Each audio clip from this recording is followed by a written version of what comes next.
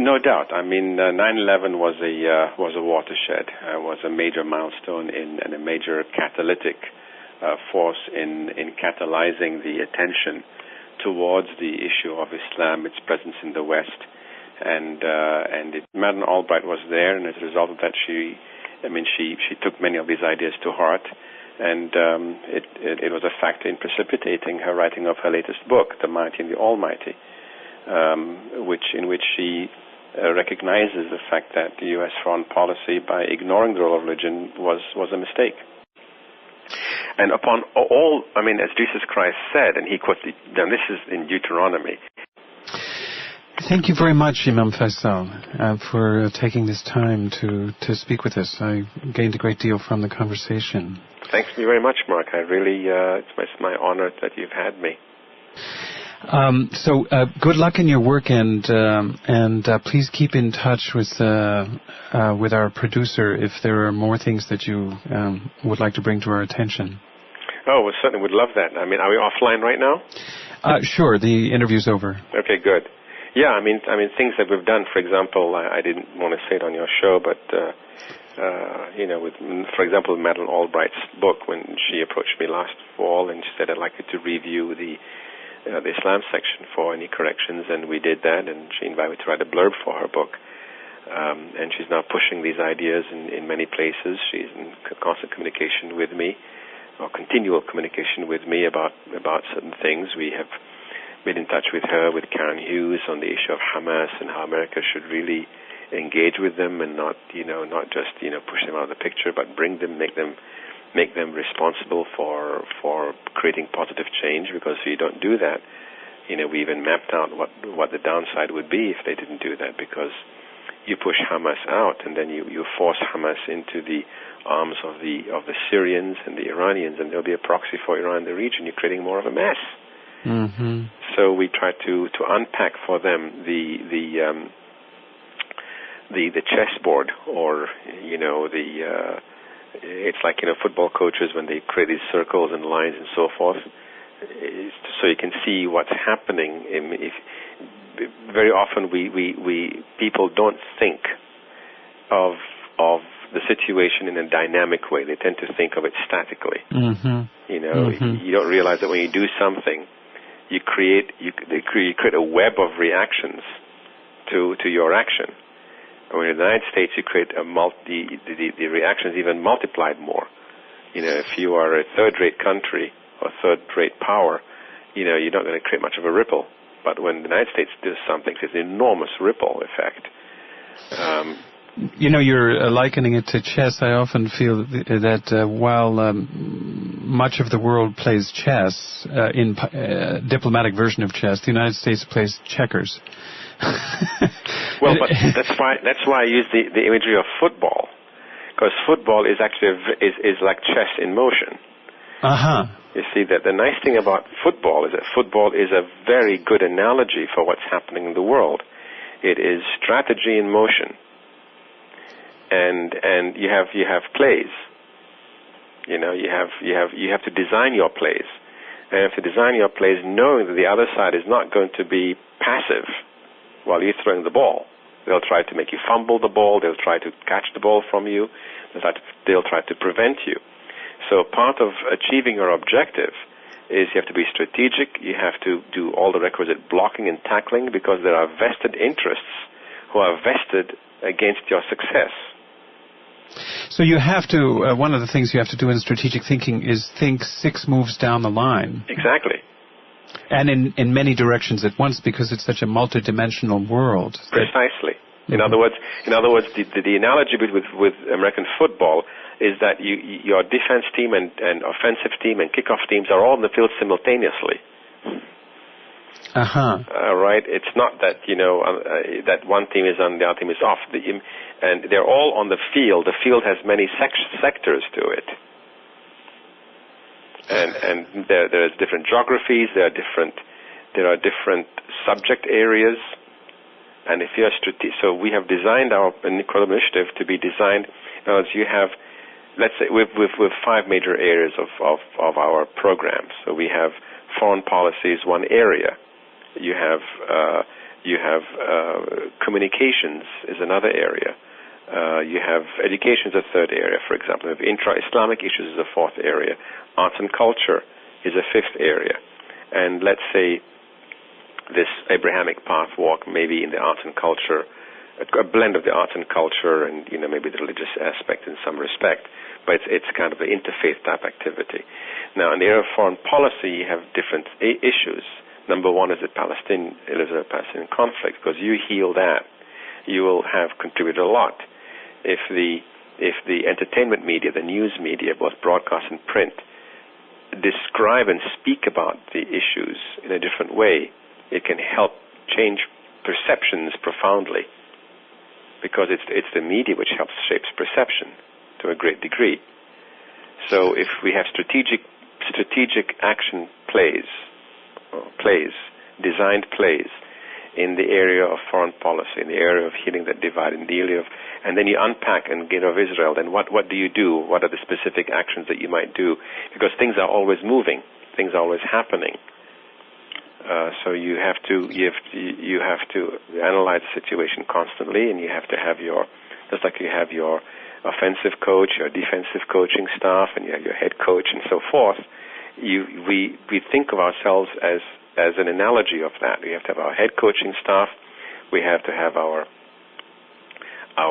foreign policy head coach. We have to have our Palestinian head coach, etc. And then you design plays for that.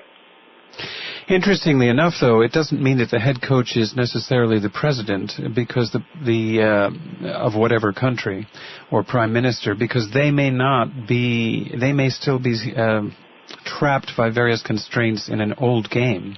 No, we've created a different concept, a different model, Mark. I am the head coach of this strategic initiative, and the President of the United States or the President of Malaysia or the President of England is like a player that you want to bring in for particular plays.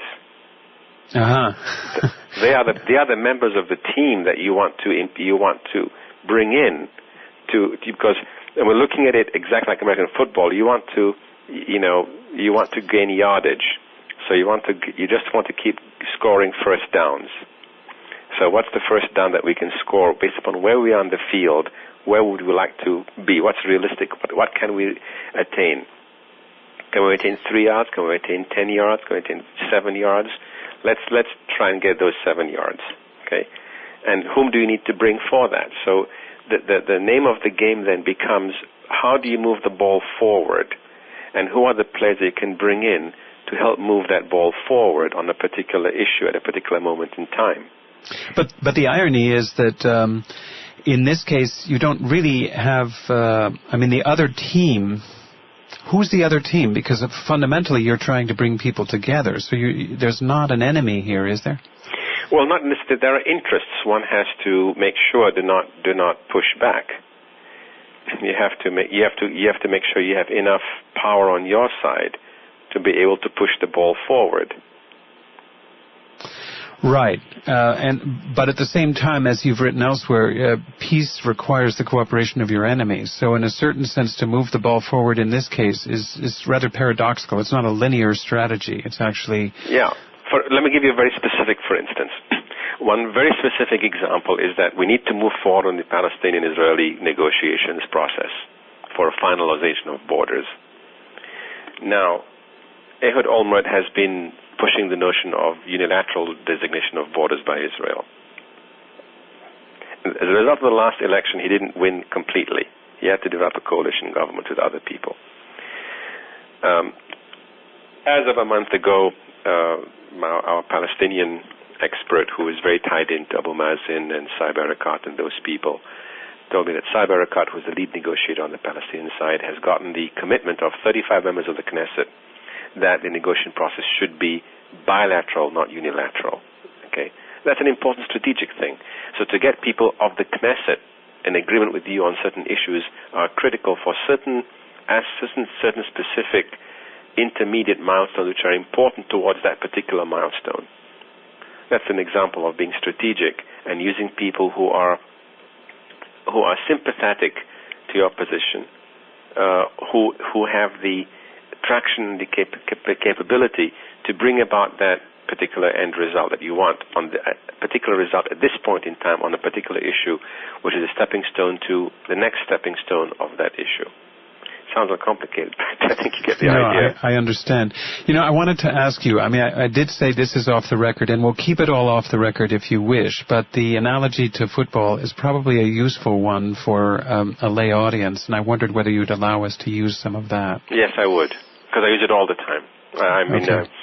Look, you can use pretty much. Did I say anything right now which is potentially off the record? Well, I won't use anything, I suppose, about Madeleine Albright. That part would be like talking out of.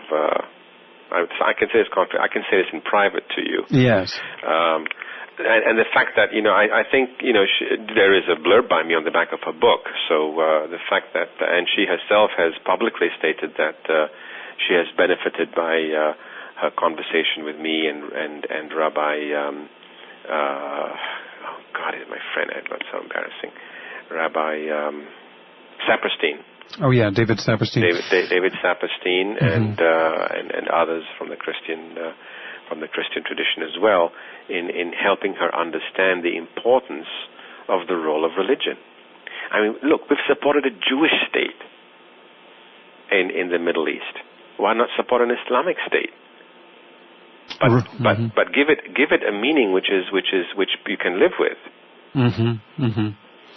Yeah, within the parameters of an acceptance of other. Right, and those parameters exist because they're part of our theology, common tradition. But it's also, within Islamic theology and within Islamic jurisprudence, those norms exist. You just have to extract them and put them on the table and say these are the values that represent. I don't want a demographic Islamic state. A demographic Islamic state is not part of our tradition. Never was until recently. Until the mid-20th century, we were very pluralistic societies. Alexandria had 400,000 Greeks. It was a Greek town. Until 1923-24, vast tracts of what is today modern Turkey were Greek neighborhoods, were Greek areas. Izmir, which is ancient Smyrna, was a Greek town. Cappadocia has large sections of Greek communities. What happened with the rise of the nation-state idea was the notion that in this geography you had to be homogeneous. Now, that's not part of our Islamic tradition or Islamic theology, not our tradition, not our theology, not our jurisprudence. But what happened was, the 20th century, we bought into the nation-state idea. We created the notion of demographic nation-states, where you had to be of one type. So you had massive movements and a lot of killings between people. With the creation of the Turkish state, you had Greek-Turkish conflict existing before, as a result of that. Whereas before that, they were all living